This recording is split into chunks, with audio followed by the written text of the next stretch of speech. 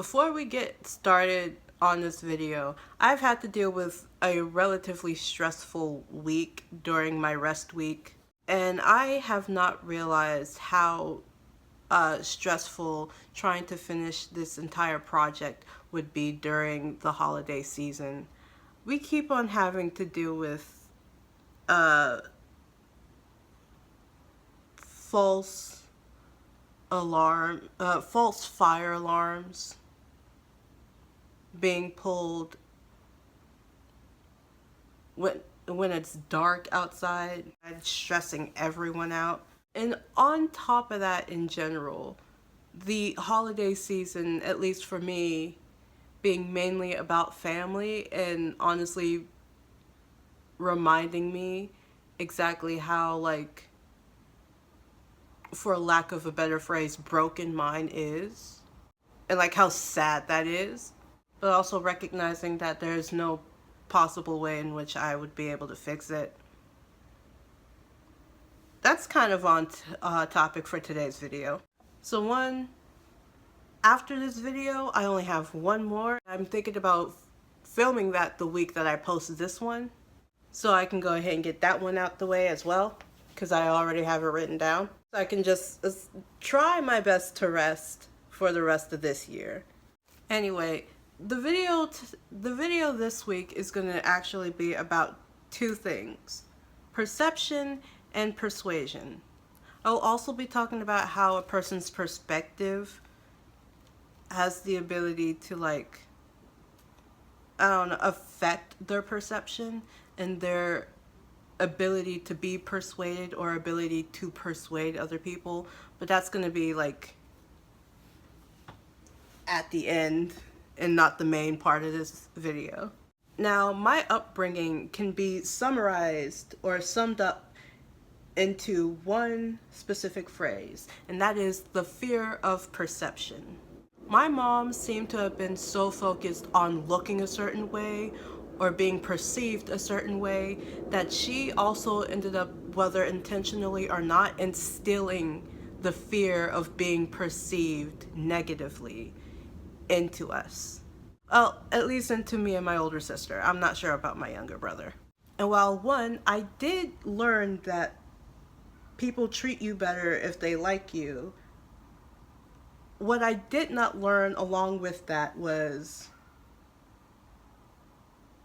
it is not your job to get other people to like you. And if they have a very specific view or perception of you,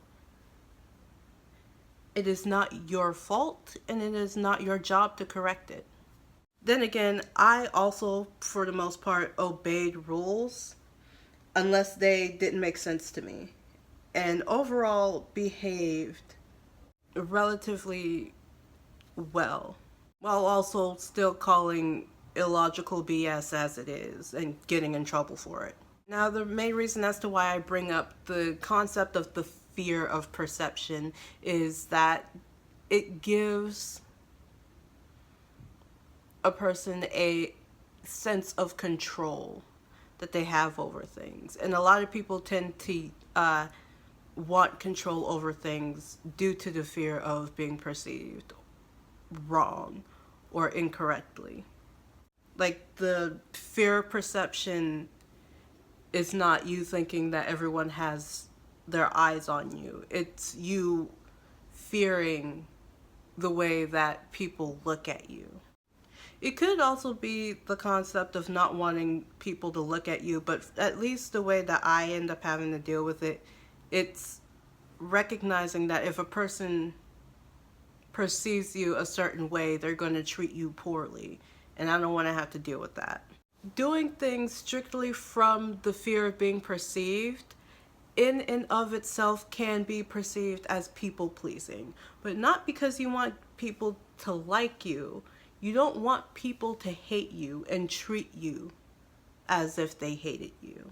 And one of the things that I had to learn when it came to the fear of perception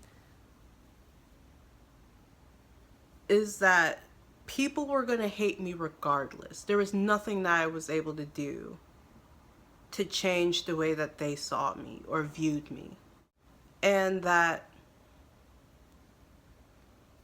again, it was not my fault if they didn't perceive me as anything else but a threat.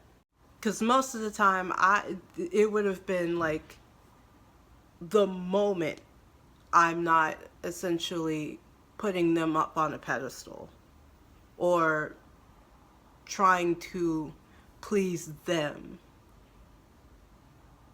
and essentially stroke their inflated egos. At worst, it's their own insecurities and them comparing their insecurities to me not caring about how they're perceiving me at first. You know, because like you move to a new school and you haven't actually like met any of the people in your class, and you end up having that one person that just for seemingly no reason absolutely despises your entire existence. And it's like, I'm new here, why the heck are you picking on me? And it's simply because of several different issues that has nothing to do with you, but no one has taught you that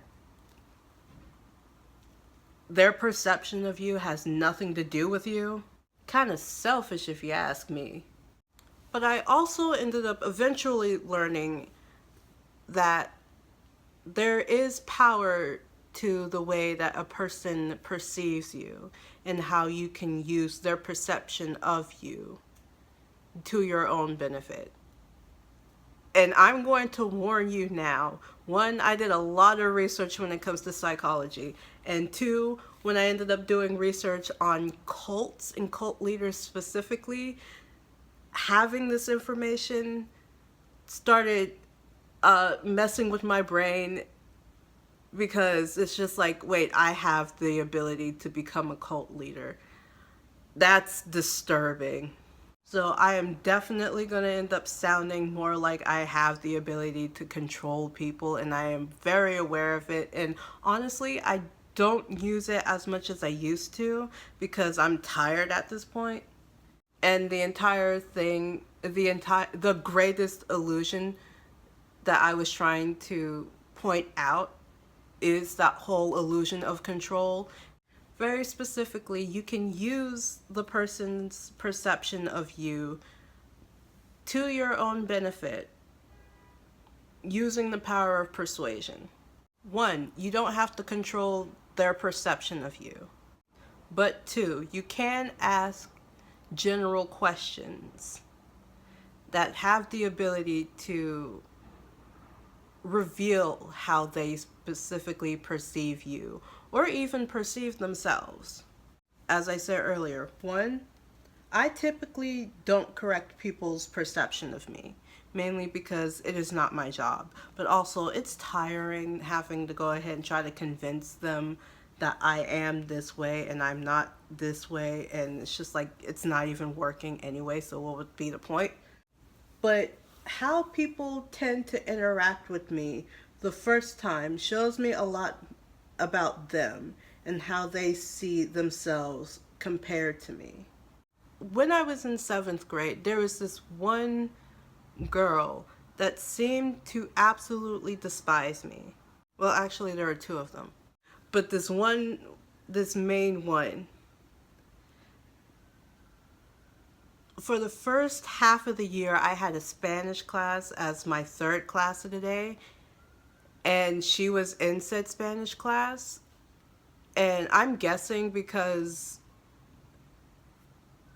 my mom was really good when it came. My mom took Spanish for years. I was relatively decent when it came to Spanish, at least my pronunciation. Memorization of a lot of things when it comes to language is very difficult for me.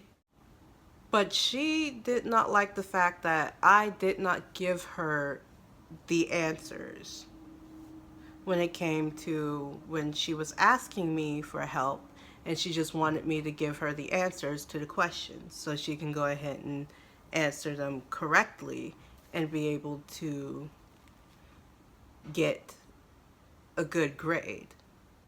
But again, there's a difference between helping a person out and giving them the answer. When I asked her what she didn't understand, she basically dumb said all of it, and it's like, okay, so you're only looking for me to give you the answer. That's not gonna fly here. And I originally thought that was the reason as to why she despised me, but the year before that was the year that I moved. The school year before that, around the end, was the year that hi. The cat has decided to join me and essentially distracted me. I keep saying the cat. She has a name. I don't think I use it that often, unless it's to make a song reference. We had just moved. It was around March of that year. And what I didn't realize is she might have been angry partially at me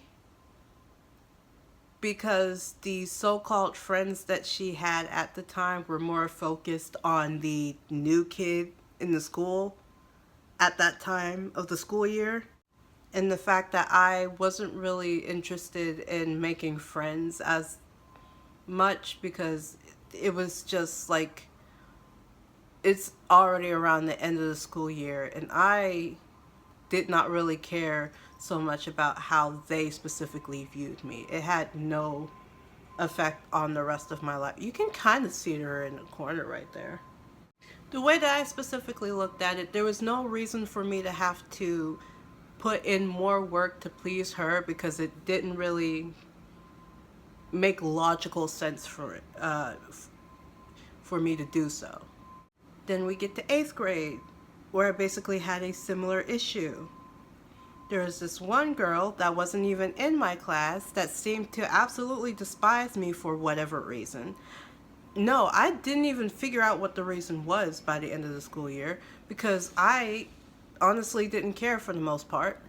And I originally wrote down 9th grade, but I'm skipping 9th grade and going to 10th grade because this part is actually funnier. 9th grade, after 8th grade, we moved to a completely different state, and I ended up going to a new school. I stayed at that school for the following school year, 10th grade. I went to that school for 9th grade and actually stayed at that school for the following school year, my 10th grade year, where I did not have to deal with any type of person that despised me for seemingly no reason. Like 9th grade, I had to deal with maybe just one of those people, and I couldn't even care less for the reason as to why because I was just tired of it at that point. But like 10th grade, I ended up having a gym class. There's this cheerleader that was in my grade level, and normally you end up having the whole stereotype of the cheerleaders also being part of the Mean Girl squad, but this cheerleader specifically wasn't part of the Mean Girl squad, and that threw me off. Then there was these two other students that were also in my grade but were actually in the magnet program. And the only reason why I ended up getting to know them is because we were all 10th graders put into an 11th grade science, very specifically chemistry class. So not only did we actually do really good, which kind of put the 11th graders in that class to shame, they were also in my gym class that year. And were also relatively nice and not mean to me, which kind of took me by surprise. So I'm sitting here like, you're telling me that these people needed so much validation that they got angry at me for not giving it to them. Because of the fact that it's been so long for me recording this, I don't know if I said this. I currently have the window open because it surprisingly gets too hot in here, and also for like air circulation. So the noise that you're currently hearing in the background, if it is there, is whatever is happening outside. The thing that surprises me the most is we're supposed to be on the 10th floor. This noise is apparently that loud. You're meaning to tell me that the people that seemingly had a problem with me, that were so essentially passive aggressive about it, cared so much about how other people viewed them, that if you weren't essentially trying to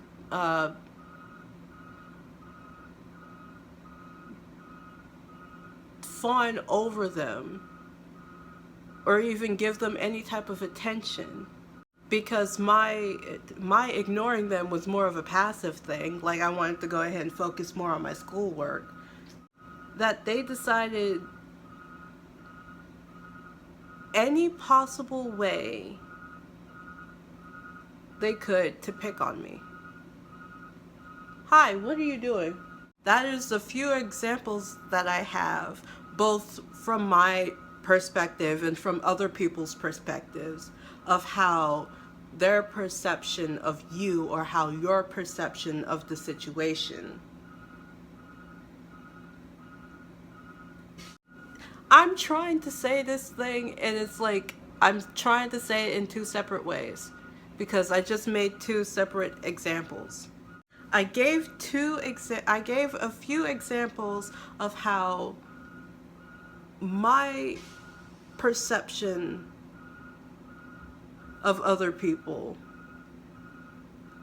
made me more confused of how they were treating me, and their perception of me affected the way that they treated me, which was mainly poorly. And the persuasion thing actually is just like, once you recognize their perception of you, whether it be positive or negative, you can do whatever you feel like with that information. Now, the whole perspective thing, at first, when I went to go ahead and look back at all of those instances where where the students, the kids, whatever, at that time, my peers, let's say that, seemed to have not liked me, I had always asked the question, what did I do? And it did take me recognizing that their perception of me is the main reason as to why they were treating me that way, but also was not my fault. Them essentially perceiving me to be intimidating simply because I couldn't care less for how they thought of me at first made me think that I did something wrong. Or maybe that me being intimidating to them was me doing something subconsciously wrong. And then having to figure out, well, what makes me seem intimidating? Because I'm not out here trying to please other people. I'm not out here essentially stroking other people's egos, whether inflated or not. And what makes things worse is when I say things, I say them in a direct manner, and that has the ability to go ahead and be rather blunt and rather destructive to people's inflated egos. So once I was able to get that through my thick skull, I stopped blaming myself for other people's perception of me and started actually working on that fear of perception. Because even though, again, the way a person perceives you will determine the way that they specifically treat you, it is not your job to control their perception of you. And if they want to make you feel like it is your job or it is your fault,